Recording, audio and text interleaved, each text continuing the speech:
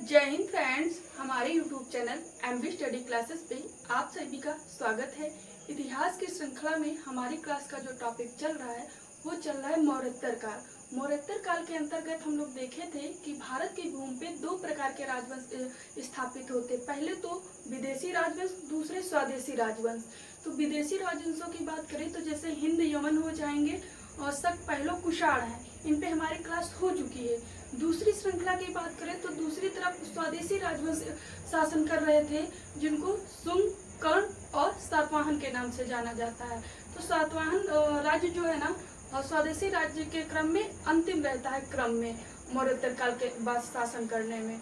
तो हमारी स्वदेशी राज्यों पे सुंग और कर्ण पे क्लास हो चुकी है। आज की क्लास में जो हम लोग देखेंगे वो सातवाहन राज्य देखेंगे। इस सातवाहन राजवंश जो था, आज की क्लास का जो टॉपिक है ये हमारा है सातवाहन वंश। सातवाहन वंश की जो स्थापना हुई थी वो जो है ना, स्वदेशी राज्यों में जो कर्ण वंश था, कर्ण वंश को नष्ट करके जो स्थापना की गई थी वो सातवाहन राज्य की गई थी। वंश के जो अंतिम शासक होते हैं नारायण की हत्या कर देते हैं सिमुक, और सिमुक एक नए राजवंश की स्थापना करते हैं जिसे सातवाहन राजवंश के नाम से जाना जाता है। अगर बात करें कि जो है ना सातवाहन राजवंशों के शासन क्रम की, तो शासन क्रम कुल कहा जाता है कि सातवाहन राजवंशों ने मतलब लंबे टाइम तक, मौर्यों के बाद लंबे टाइम तक शासन किया। इन्होंने लगभग 300 वर्षों तक शासन किया। तो जैसे कि अगर हम बात करें, कर्ण वंश के जो अंतिम शासक थे नारायण की हत्या करते हैं सिमुक जो हत्या करते हैं वो करते हैं 30 ईसा पूर्व के आसपास करते हैं। ईसा पूर्व के आसपास नारायण की हत्या करते हैं सिमुक और एक नए राजवंश की स्थापना करते हैं जिसे सातवाहन राजवंश के नाम से जाना जाता है।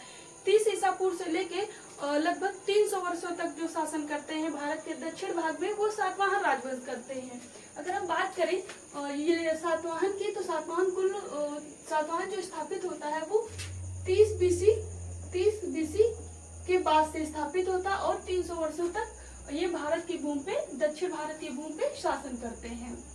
अगर बात करें हम लोग सातवाहन के जो राजा हुए महत्वपूर्ण, उनको पढ़ने से पहले हम लोग जान लेते हैं कि सातवाहन की वंशावली की, सातवाहन राजवंश में प्रमुख रूप से कौन कौन से शासक हुए जो एग्जाम में पूछने के लायक है, जिनसे एक आध क्वेश्चन बन सकते हैं।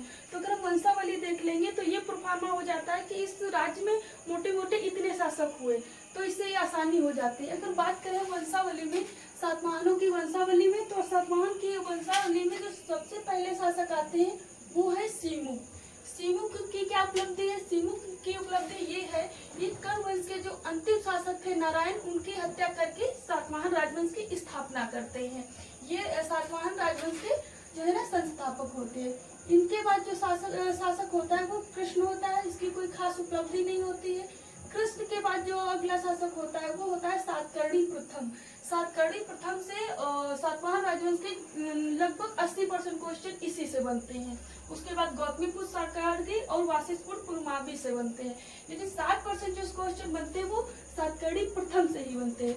सातकर्णी के बाद जो शासक बनता है वो बनता है हाल।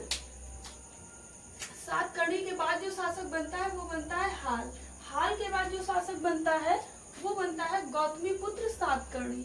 गौतमीपुत्र सातकर्णी के बाद जो शासक बनता है वो बनता है वाशिष्ठपुत्र पुलमावी बनता है। वाशिष्ठ पुलमावी के बाद जो शासक बनता है सातवाहनों का वो बनता है शिवश्री सातकर्णी। शिवश्री सातकर्णी के बाद जो शासक बनता है वो यज्ञश्री सातकर्णी बनता है। यज्ञश्री सातकर्णी के बाद जो शासक बनता है वो पुलमावी थर्ड होता है, और पुलमावी थर्ड जो है ना सातवाहनों का एक अंतिम राजा होता है। इसके बाद सातवाहन राजवंश की समाप्ति हो जाती है। तो वंशावली की बात करें, जो पहले वंशावली पे है, जो सातवाहन के संस्थापक है वो है सिमुक। सिमुक के बाद जो राजा बनते हैं वो कृष्ण बनते हैं।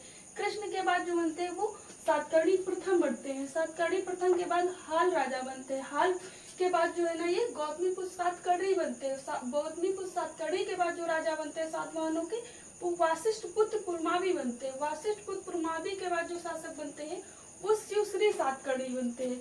शिवश्री सातकर्णी के बाद यज्ञश्री सातकर्णी शासक बनते हैं। यज्ञश्री सातकर्णी के बाद जो शासक बनते हैं सातवाहनों के वो पुलमावी थर्ड बनते हैं, जो इस राजवंश के या फिर सातवाहन राजवंश के अंतिम शासक होते हैं।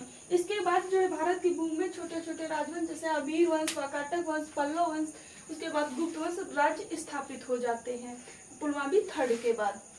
ये हो गए इनके सातवाहनों की वंशावली। सातवाहन की वंशावली देख ली ताकि पता चल गया हम लोग को कि सातवाहन राजवंश में इतने इतने राजवंशों ने राजा ने राजवंश में शासन किया।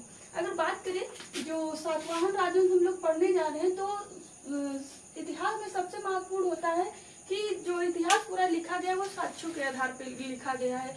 कोई हमें इतिहास की घटनाएं जितनी होती है वो हमारे सामने या वर्तमान रूप में नहीं होती। इस वजह से इतिहास पढ़ना और लिखना जो होता है वो पूरा डिपेंड रहता है साक्ष्यों के आधार पे। तो सातवाहनों को पढ़ने से पहले हम लोग देख लेते हैं कि सातवाहन राजवंश को जानने के क्या क्या स्रोत हैं। तो अगर हम स्रोत की बात करें, सातवाहन राजवंश के जानने के स्रोत की बात करें तो स्रोत में सबसे महत्वपूर्ण जो है वो मत्स्य पुराण है। मत्स्य पुराण है। इस मत्स्य पुराण में जो सातवाहन के कहा जाता है कि कुल 30 शासक हुए। कुल 30 शासकों में से 19 शासकों का जो विवरण हमें मिलता है वो मत्स्य पुराण से मिलता है। तो सातवाहनों को जानने के स्रोतों में जो मत्स्य पुराण है वो सबसे बड़ी भूमिका अदा करता है और लगभग जो जानकारी मिलती है वो मत्स्य पुराण से मिल जाती है। इसके बाद अन्य भी साक्ष्य है लेकिन मत्स्य पुराण में सातवाहनों की ज्यादा जानकारी प्राप्त होती है। जैसे कि ये 30 राजा है सातवाहनों के, उसमें से 19 का नाम जो मिलता है वो मत्स्य पुराण में मिलता है। इसके बाद है ये वायु पुराण से सातवाहनों के बारे में जानकारी मिलती है। और इसके बाद ये जो ग्रंथ है रचना है ये गाथा सप्तशती है। गाथा सप्तशती हम लोग देखेंगे जो ये हाल की रचना है गाथा सप्तशती जो साक्ष्य है सातवाहनों को जानने के। इसके बाद है सर्ववर्मन की कातंत्र। सर्ववर्मन की कातंत्र जो है ना ये संस्कृत भाषा की रचना है। इसमें जो है ना सातवाहन राजवंश के जानने के स्रोत के रूप में है। इसके बाद है बृहत कथा। बृहत कथा जो है ना ये गुंडांड की है। और इसके बाद ये मनुस्मृति है। मनुस्मृति से भी सातवाहनों के बारे में जानने के साहित्य स्रोतों में आते हैं। ये सातवाहनों के जानने के दो प्रकार के स्रोत, किसी भी जो इतिहास को जानने के स्रोत होते हैं वो दो प्रकार के होते हैं। पहले साहित्य स्रोत होते हैं, फिर होते हैं पुरातात्विक स्रोत। तो साहित्य स्रोतों में हम लोगों ने देखा मत्स्य पुराण, वायु पुराण, गाथा सप्तशती, हाल की कातंत्र और बृहत कथा और ये मनुस्मृति हो गई। इसके बाद देख लेते हैं साहित्य स्रोतों के अलावा और भी साहित्य स्रोत हैं लेकिन मुख्य रूप से जो स्रोत है वो यही है। इसके बाद हम लोग पुरातात्विक स्रोतों की बात कर लेते हैं। तो पुरातात्विक स्रोतों में जैसे कि उस शासन के जो अभिलेख होते हैं वो आ जाएंगे, सिक्के आ जाएंगे और जो स्मारक होते हैं वो पुरातात्विक स्रोतों के अंतर्गत आते हैं। तो साहित्य स्रोतों के बाद हम लोग देख लेते हैं जो पुरातात्विक स्रोत हैं। सातवाहनों के जानने के जो पुरातात्विक स्रोत है उनकी बात करें तो ये है सबसे महत्वपूर्ण नगनिका का नाना घाट अभिलेख। नगनिका के नाना घाट अभिलेख में सातवाहनों के बारे में अच्छी खासी जानकारी प्राप्त होती है। दूसरा जो अभिलेख है ये गौतमी का नासिक अभिलेख है। इसके बाद जो है ना ये खारवेल का हाथी गुफा अभिलेख है। इसके बाद जो है ना ये सिक्के हैं और स्मारक की बात करें तो हो जाएगा अमरावती स्तूप। अमरावती स्तूप का जो निर्माण हुआ था वो सातवाहनों के काल में माना जाता है। तो पुरातात्विक स्रोतों में नगिनका का नाना घाट अभिलेख और फिर गौतमी का नासिक का अभिलेख। नासिक अभिलेख जो है ना ये गौतमी का है। गौतमी का नासिक अभिलेख, इससे जानकारी मिलती है। और कलिंग के जो राजा थे खारवेल, उनका जो अभिलेख था हाथी गुफा अभिलेख, उससे सातवाहनों के बारे में जानकारी प्राप्त होती है। इसके बाद जो सातवाहनों के सिक्के थे उनसे जानकारी प्राप्त होती है। और स्मारक में स्थापित में बात करें तो अमरावती जो स्तूप था वो सातवाहनों के काल में स्थापित हुआ था, उससे जानकारी प्राप्त होती है। तो ये हो गई साहित्य और पुरातात्विक स्रोतों की बात। अब हम एक एक राजा उठा के देख लेते हैं कि सातवाहनों के कौन कौन से मतलब कि प्रसिद्ध राजा थे जिनसे क्वेश्चन बन सकते हैं। तो अगर हम बात करें पहले राजा की, तो पहले राजा की कुछ खास उपलब्धि नहीं है। बस ये है जो पहले राजा है सिमुक, इन्होंने जो है ना इस राजवंश की, सातवाहन राजवंश की स्थापना की और श्रीकाकुलमपुर को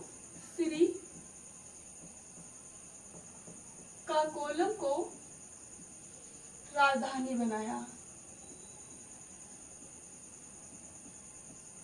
श्री काकोलम को अपनी राजधानी बनाया। ये जो विशेषता है ये सीमू की है। हम लोग पहले सातवाहनों का क्षेत्र पढ़ लेते हैं मैप के माध्यम से, ताकि पता चल जाए किस क्षेत्र में सातवाहन शासन अपना कर रहे थे। इसके राजा पढ़ने से पहले हम लोग देख लेते हैं मैप के माध्यम से कि जो सातवाहन थे ये किस क्षेत्र में शासन कर रहे थे, ताकि पता चल जाए कि उत्तर भारत में कर रहे थे कि दक्षिण भारत में कर रहे थे। तो अगर मैप में समझने का प्रयास करें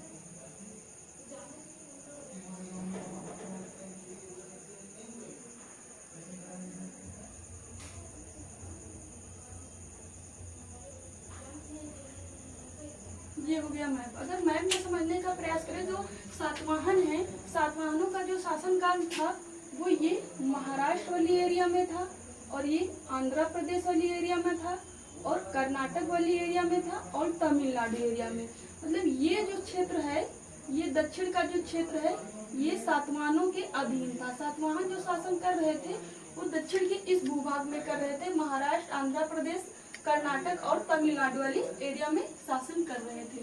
तो ये हो गया कि मैप के माध्यम से जानिए जो सातवाहन शासन कर रहे थे वो भारत के किस हिस्से में कर रहे थे। तो ये सातवाहन जो शासन कर रहे थे भारत के दक्षिण हिस्से में कर रहे थे। तो वर्तमान के कौन से राज्य, तो महाराष्ट्र, आंध्र प्रदेश हो जाएगा, कर्नाटक हो जाएगा, तमिलनाडु हो जाएगा। तो हम लोग मैप से समझते हैं, जो हम बात किए थे पहले शासक हुए सातवाहनों के, वो सीमुक थे, जो इन्होंने अपनी राजधानी बनाई थी वो काकोलमपुरम बनाई थी, और इस राजवंश के संस्थापक थे। अगर दूसरे शासक की बात करें तो दूसरे इस राजवंश के शासक होते हैं महत्वपूर्ण, वो है सातकर्णी प्रथम। तो सातकर्णी प्रथम के बारे में देख लेते हैं। तो ये दूसरे महत्वपूर्ण शासक जो होते हैं सातवाहनों के, वो सातकर्णी प्रथम है। ज्यादातर क्वेश्चन जो बनते हैं वो सातकर्णी प्रथम से ही बनते हैं। सातकर्णी प्रथम की क्या उपलब्धि है कि अगर सातवाहनों के वास्तविक संस्थापक पूछा जाए तो हो जाएंगे सातकर्णी प्रथम। सातकर्णी प्रथम जो है ना सातवाहन राजवंश के ये वास्तविक संस्थापक माने जाते हैं।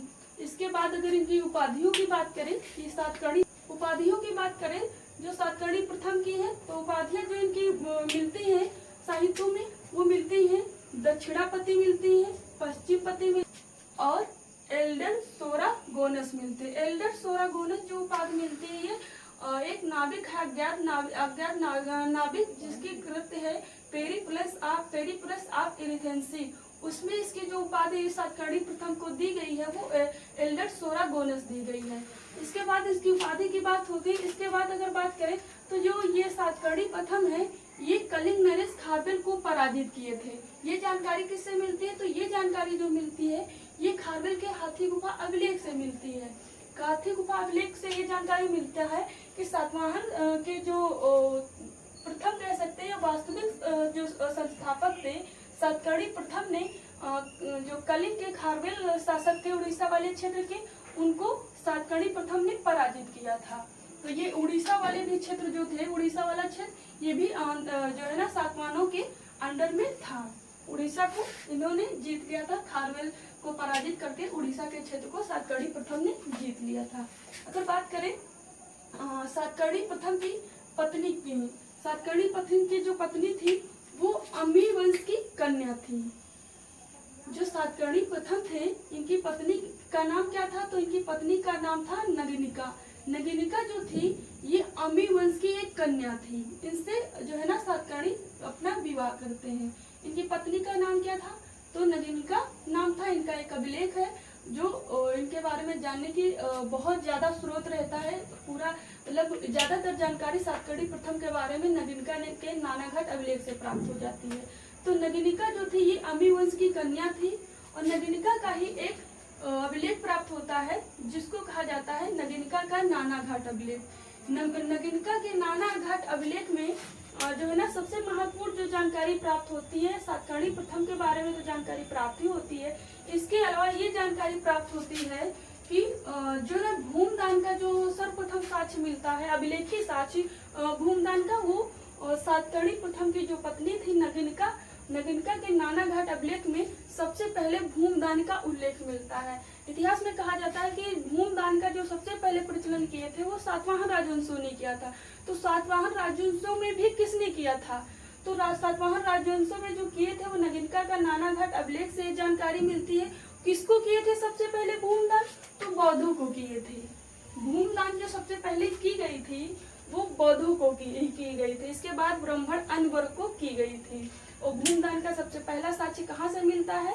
तो सातवाहन वंश में सातकर्णी प्रथम की जो रानी थी नगिनिका, उनका एक अभिलेख है नाना घाट। उससे जो जानकारी मिलती है वो ये जानकारी मिलती है कि सातवाहन शासकों ने सबसे पहले भूमदान देने की प्रथा भारत में प्रारंभ की थी।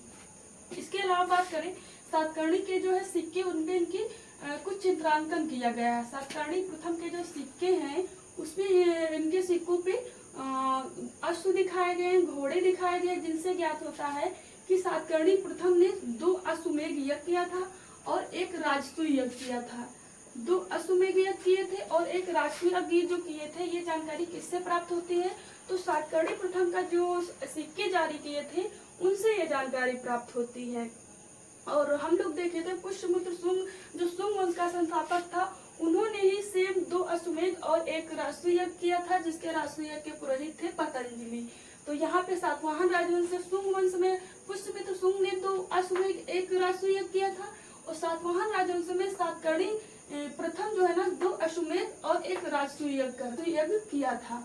इसके बाद इसी के सिक्कों पे एक स्तूप का चित्र प्राप्त होता है और इसके सिक्कों पे इसके लिए जो उपाधि मिलती है या फिर अंकन लेख मिलता है वो अप्रतिहत चक्र मिलता है। अप्रतिहत चक्र मतलब अप्रतिहत चक्र को चलाने वाला या चरने वाला, ऐसा अर्थ लगाया जाता है। तो ये महत्वपूर्ण हो जाता है कि अप्रतिहत जो शब्द मिलता है लिखा हुआ वो किसके सिक्कों पे मिलता है। तो अप्रतिहत जो लेख मिलता है वो सातकर्णी प्रथम के सिक्कों पे मिलता है। ये हो गई सातकर्णी प्रथम की जो उपलब्धियां एग्जाम के दृष्टि इम्पोर्टेंट थे। इसके बाद सातकर्णी के बाद दूसरे जो राजा होते हैं वो हाल होते हैं। हाल से एक आध क्वेश्चन बनने की संभावना रहती है।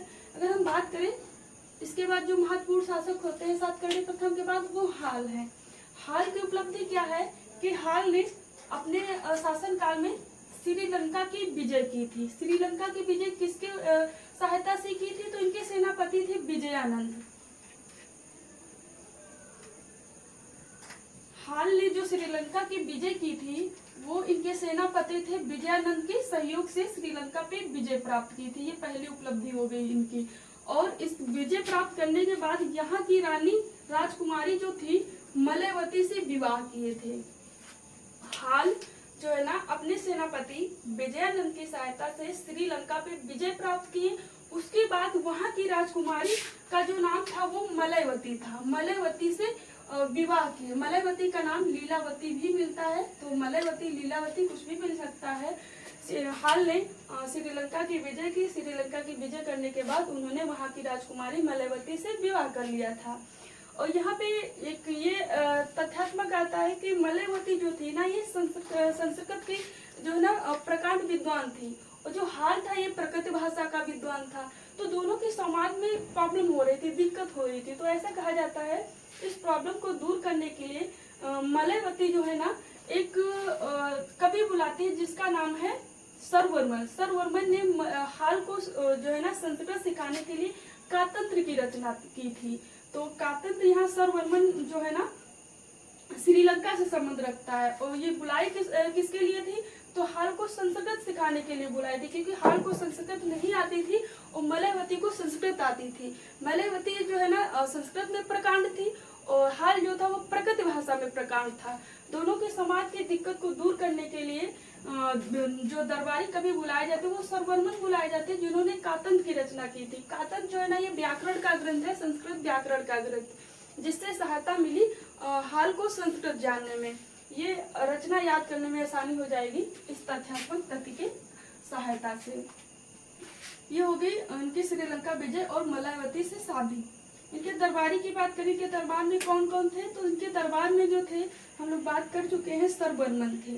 सरवर्मन की जो रचना है वो कातंत्र है। कातंत्र जो है ना ये संस्कृत भाषा में लिखी है। कातंत्र जो है ना ये संस्कृत भाषा की रचना है और ये व्याकरण की रचना है, व्याकरण की रचना है। इसके बाद इनके दरबार में ही गुणाढ्य रहते थे। हाल के ही दरबार में दूसरे जो विद्वान थे वो गुणाढ्य थे और इनकी जो रचना है वो बृहत्कथा कोश है। बृहत्कथा कोश जो रचना लिखी गई है प्राकृत भाषा में लिखी है, प्राकृत भाषा में लिखी है। का तंत्र जो है ना याद रखिएगा ये संस्कृत भाषा में है और बृहत्कथा कोश जो है ना ये प्राकृत भाषा में। इसके बाद हाल खुद एक विद्वान था, हाल ने खुद एक रचना की थी। उसके दरबार में विद्वान तो थे ही, राजकवि तो थी ही, इसके बावजूद जो है ना हाल अपना खुद एक रचना किया था जिसका नाम है गाथा सप्तशती। हाल राजा के साथ साथ एक स्वयं जो है ना वो एक लेखककार था, रचयिता था या फिर कह सकते हैं कवि था। हाल खुद एक गाथा सप्तशती की रचना की थी। गाथा सप्तशती पुस्तक जो है ये प्राकृत भाषा में और पैशाची शैली में है। गाथा सप्तशती की पूछा जाए रचना किसने किया था, तो गाथा सप्तशती की जो रचना किए थे वो हाल किए थे, जो प्राकृत भाषा में और पैशाची शैली में लिखी हुई है। ये हो गई हाल के बारे में बात। हाल के बाद अब हम देख लेते हैं गौतमीपुत्र सातकर्णी को। गौतमीपुत्र सातकर्णी की बात करें तो इसकी जो उपलब्धियां उनको देख लेते हैं कि गौतमीपुत्र सातकर्णी की क्या उपलब्धियां हैं। गौतमीपुत्र सातकर्णी की बात करें तो गौतमीपुत्र सातकर्णी की जो माता थी वो गौतमी थी। गौतमीपुत्र सातकर्णी की जो माता थी वो गौतमी थी और इनका एक अभिलेख पाया जाता है। इस अभिलेख से गौतमीपुत्र सातकर्णी के बारे में काफी जानकारी प्राप्त होती है। तो इनकी जो माता हैं, गौतमीपुत्र सातकर्णी की जो माता हैं वो है गौतमी और इनका एक अभिलेख पाया जाता है जिसे गौतमी का नासिक अभिलेख कहते हैं। इसी में गौतमीपुत्र सातकर्णी के बारे में जानने के साक्ष्य प्राप्त होते हैं। प्राप्त होती है कि गौतमीपुत्र जो सातकर्णी है ये शक शासक थे। हम लोग जो विदेशी शासक थे, हम लोग हिंद यवन शक कुषाण पहले पढ़ चुके हैं। तो जो है ना उस विदेशी शासकों में जो शक वंश का राजवंश था, विदेशी राजवंशों में जो शक शासक था वो नहपान था। शक राजवंश जो था, शक राजवंश के शासक थे नहपान। नहपान से इसका युद्ध हुआ था, नहपान को इन्होंने हराया था और नहपान के जो सिक्के थे, कहा जाता है 8000 जो है ना नहपान के सिक्के थे, उन सिक्कों को गौतमीपुत्र सातकर्णी ने पुनर्टंकन करवाया था। ये शक शासक नहपान को जो है ना गौतमीपुत्र सातकर्णी पराजित करता है या हराता है और फिर इसके सिक्के के जो वो ढेर मिले हैं वो जोगल थम्बी नामक पूरा स्थल से मिले हैं। जोगल थम्बी से कितने सिक्के मिले हैं, तो 8000 सिक्कों की एक निधि प्राप्त हुई है। इन सिक्कों में देखा गया है कि जो गौतमीपुत्र सातकर्णी है ये सिक्के जो थे 8000 ये नहपान के सिक्के थे, लेकिन गौतमीपुत्र सातकर्णी क्या करता है, शक शासक नहपान पे आक्रमण करता है। आक्रमण करने के बाद वो जो ये नहपान के सिक्के थे उन सिक्कों को पुनर्टंकन करवाता है। पुनर्टंकन का मतलब ये हुआ कि एक जहाँ पे नहपान के चित्र सिक्कों पे बने थे, दूसरी तरफ गौतमीपुत्र सातकर्णी अपने चित्र बनवा देते हैं। तो सिक्कों को पुनर्टंकन मतलब दोबारा अपना अंकन करवा देता है। नहपान के तो अंकन एक उस तरफ मिलता ही है, दूसरी तरफ जो अंकन मिलता है वो सातवाहन शासक गौतमीपुत्र सातकर्णी का मिलता है और सिक्कों की निधि जो प्राप्त होती है वो जोगल थम्बी से प्राप्त होती है। ये इम्पोर्टेंट हो जाता है कि ये गौतमीपुत्र सातकर्णी ने नहपान के सिक्कों को पुनर्टंकन करवाया था, मतलब उसके चिन्हों की जगह पे अपना चिन्ह सिक्कों पे पुनः खुदवाया था। इसके बाद जो गौतमीपुत्र सातकर्णी है ये नासिक के बौद्ध संघ को एक अजकालकी गांव दान में देता है। ये अजकालकी गांव दान में देने का क्या मतलब मानना है कि जैसे कि बौद्धों को जो सबसे पहले जमीन दी गई थी वो नगिनिका के नानाघाट अभिलेख में दी गई थी, ऐसा उल्लेख मिलता है। लेकिन जब गौतमीपुत्र सातकर्णी राजा बनता है तो ये जो नासिक के बौद्ध संघ था उनको अजकालकी कौन सा गांव दान में देता है, तो अजकालकी नामक गांव दान में देता है।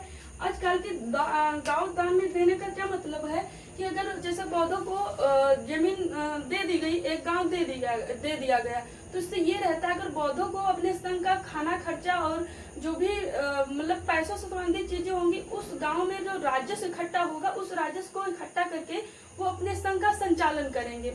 तो गांव में देने का ये मतलब हुआ कि वहाँ का राजस्व जो वसूलेंगे वो बौद्ध संघ के लोग वसूलेंगे।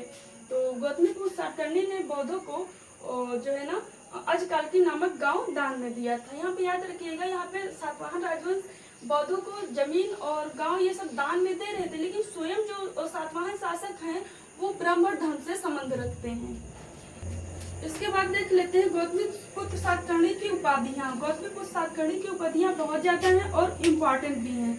तो गौतमीपुत्र सातकर्णी की उपाधियों की बात करें तो उपाधियां जो है इनका पहली उपाधि है अद्भुत ब्राह्मण। ये अपने आप को अद्भुत ब्राह्मण कहता है और वेदों का आश्रयदाता कहता है और पूर्वजननी सेरस कहता है। पूर्वजननी सेरस जो इसकी उपाधि मिलती है, तो हम लोग वो देखे थे कि जैसे कि एक अज्ञात नाविक की पुस्तक है पेरिप्लस ऑफ एथेंसी। पेरिप्लस ऑफ एथेंसी में जो ये गौतमीपुत्र सातकर्णी की उपाधि मिलती है वो मिलती है पूर्वजननी सेरस। ये उपाधि पेरिप्लस ऑफ एथेंसी में गौतमीपुत्र सातकर्णी की प्राप्त होती है। जैसे कि हम लोग यहाँ पे देखे थे कि एल्डर सोरागोनस जो उपाधि थी सातकर्णी प्रथम की, वो मिलती थी पेरिप्लस ऑफ एथेंसी में मिलती थी। इसके बाद जो है ना इसकी जो उपाधि है वो द्विजावर जो उपाधि है ये गौतमीपुत्र सातकर्णी की है, द्विजावर। इसके बाद इसकी उपाधि है वेद कटक स्वामी। गौतमीपुत्र सातकर्णी ने वेद कटक स्वामी नामक नगर बसाया था, इसीलिए इसकी उपाधि जो पड़ गई थी वह वेद कटक स्वामी पड़ गई थी। इसके बाद जो इसकी उपाधि है रामकृष्ण है, भीम है। इसके बाद ये अपने आप को चारु विक्रम कहता है और क्या बोलते हैं राज कहता है और अर्जुन का अवतार अपने आप को कहता है। इत्यादि जो अपने उपाधियां हैं वो गौतमीपुत्र सातकर्णी की उपाधियां, लेकिन उसमें से जो सबसे महत्वपूर्ण है ये वेदों का अद्भुत ब्राह्मण, वेदों का आश्रयदाता और पूर्वजननी सेरस और द्विजावर और वेद कटक स्वामी इत्यादि उपाधियां। तो लगभग सभी इम्पोर्टेंट है, लेकिन ज्यादा इम्पोर्टेंट जो है वो उपाधियां हम लोग नोट कर लिए हैं। गौतमीपुत्र सातकर्णी की जो उपलब्धियां थी, जो कार्य थे, वो देख लिया। गौतमीपुत्र सातकर्णी के बाद जो अगले शासक होते हैं वो वासिष्ठपुत्र पुरमावी होते हैं। तो वासिष्ठपुत्र पुरमावी की बात करें, ये वासिष्ठपुत्र पुरमावी है। वासिष्ठपुत्र पुरमावी को पुलेमा के वे नाम से जाना जाता है। पुलेमा जो पूछा जाए पुलेमा किस राजा को कहा जाता है, तो सातवाहन के जो राजा वासिष्ठपुत्र पुरमावी थे उनको पुलोमा के भी नाम से जाना जाता है।